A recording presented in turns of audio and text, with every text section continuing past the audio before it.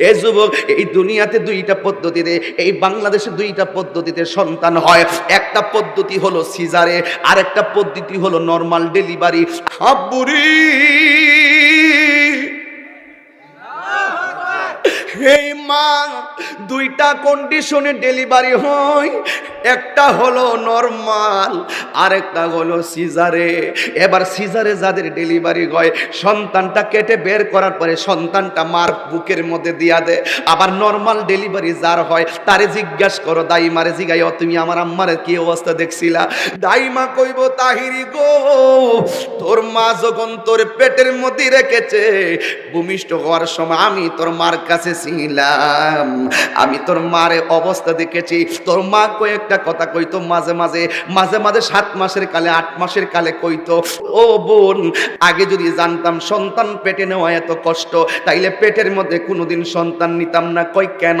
কই খাইতাম গেলে হঠাৎ করে লাথি মারছে, খাবারের প্লেটটা রাইখা দিছি, ঘুমাইতে গেলে হঠাৎ করে পেটের মধ্যে লাথি মারছে, রাতের গভীর রজনীতে কাঁচা ঘুমটা ভাঙ্গা গেছে। এবার সন্তান প্রসবের সময় মারে জিজ্ঞাসা নি কেমন লাগে, মা তোমার উত্তর দিব, আগে যদি জানতাম সন্তান ভূমিষ্ঠ হইলে এমন কষ্ট, এই পেটের ভিতরে কোনোদিন সন্তান নিতাম না। এবার জিগাও না, সন্তানটা হওয়ার পরে মায়ের অবস্থা। এই এই তুই তো তোর মার পেটে ছিলি, ও মুরব্বী আব্বা, আপনিও তো আপনার মায়ের পেটে ছিলেন, আমরা সবাই তো মার পেটে ছিলাম, কষ্টটা মারে দিয়ে আসছি। এই জন্য হাদিস শরীফে 3 বার মায়ের কথা বলছে, 1 বার বাবার কথা বলছে। এবার দাইমা জিগাই, ওই আমার মার প্রসবের সময় কি করছে? কই প্রসবের সময় তোর মা কষ্টের ঠেলাই বলছে, আল্লাহ, এমন কষ্ট সন্তান হওয়ার সময় আমারে মরণ দিয়া দাও, আমার সন্তানটারে সুন্দর করে খালাস করে দাও। এই কথা বইলাম, মা চোখের পানি ফালাইয়া কাঁদছে গো।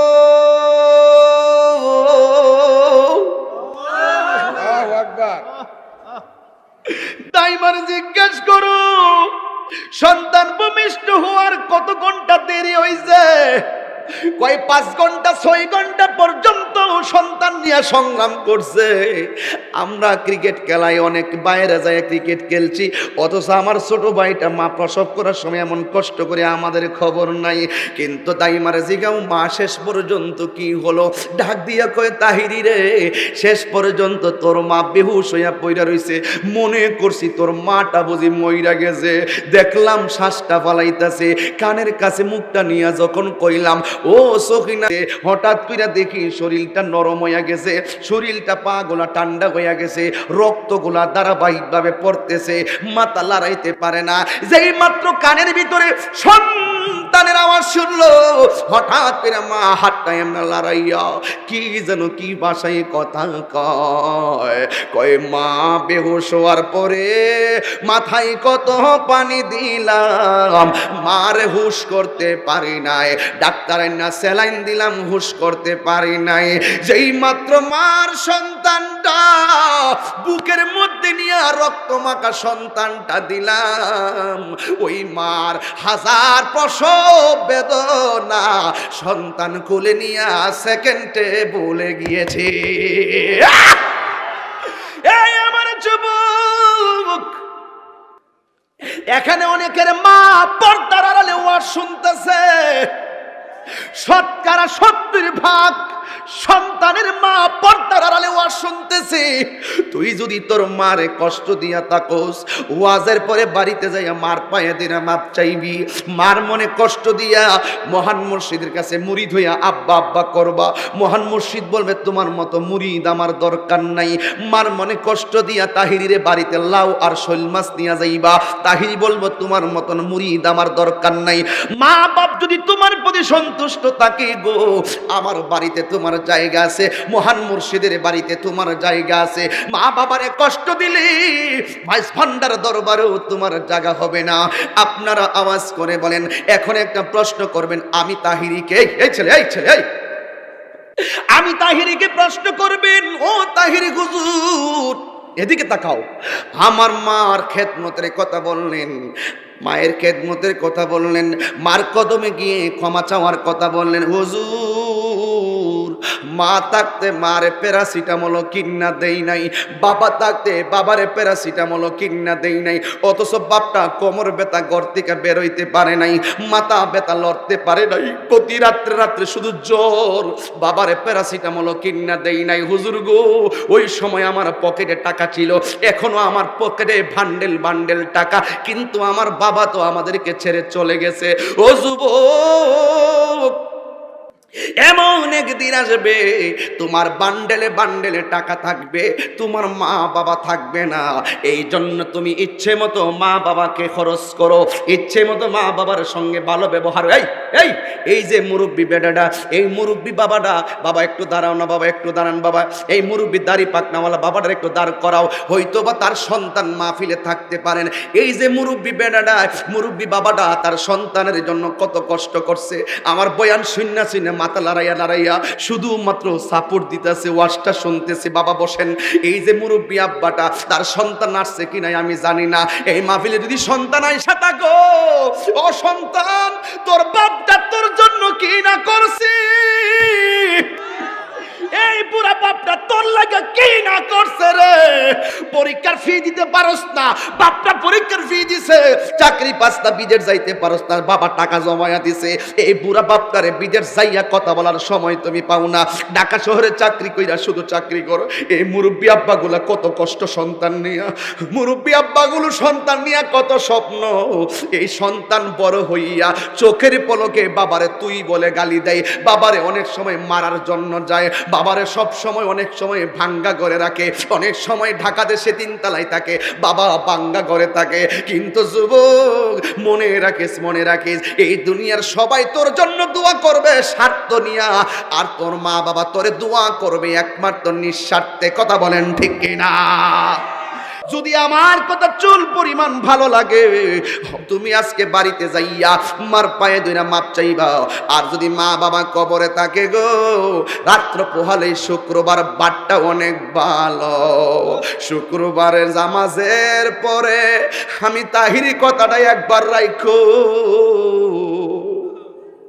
বাবার মুখেতে মায়ের মুখেতে যে তুলে দিবে গো খানা, তাতে খুশি রব্বানা। বাবার মুখেতে মায়ের মুখেতে যে তুলে দিবে গো খানা, তাতে খুশি রব্বানা। ওই আমি সেবি নাই, সেবিতে পারি নাই, ওই আমি সেবি নাই, সেবিতে পারি নাই, সেবি ওই আমার উম্মত, সেবিও আমার উম্মত, সেবিও আমার এই একটু কথা শুনেন না। বাবাকে তোমরা কাবা জানিও, মদিনা জানিও, মাকে যদি গো তারা বেঁচে থাক। মা, ও মা, ওই শ্রীনগরের আম্মা, আমার মুরিদান সহকারে যারা ভিতরে আসো, মাছ ভান্ডার দরবারের মুরিদান হিসেবে যারা ভিতরে আছো, মা, আপনার সন্তান আপনাকে অনেক কষ্ট দিয়ে ফেলছে, আমরা বুঝতে ভালাইছি।